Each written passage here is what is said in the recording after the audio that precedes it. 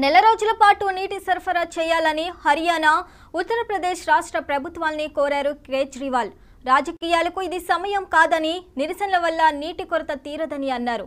ఢిల్లీలో నీటి కొరతకు బీజేపీనే కారణమని అన్నారు.